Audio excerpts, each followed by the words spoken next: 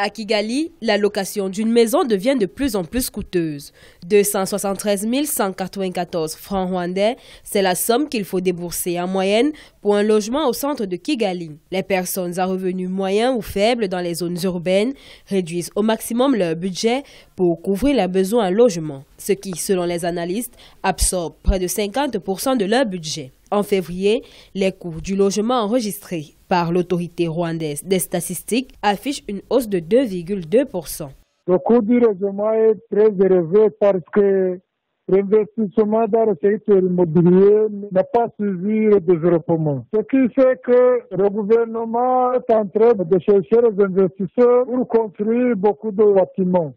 Selon les analystes, le coût élevé du loyer a entraîné l'inflation dans d'autres secteurs d'activité. À titre d'exemple, le coût de l'énergie a augmenté de 5,8% ainsi que les prix du carburant. Un litre d'essence est passé de 1031 francs rwandais à 1042 francs rwandais, alors que le gasoil coûte actuellement 1005 francs rwandais le litre contre 944 francs rwandais le litre en mars. Le charbon de bois, souvent utilisé comme source de carburant, est passé de 9000 francs rwandais en mars dernier à 14 000 francs rwandais par sac dans certaines parties de la ville.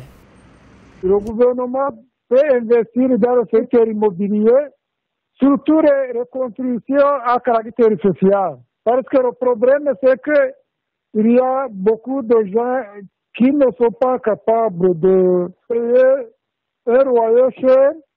Et il y a aussi des gens qui sont capables de payer leur loyer. Mais le problème, c'est qu'ils ne trouvent pas de bâtiments suffisants. Cependant, le rapport de l'Institut national du Rwanda montre que l'inflation est restée modérée en mars suite à la bonne récolte agricole qui a assoupli les prix des denrées alimentaires. Les perspectives de l'inflation sur cette année sont plutôt modérées.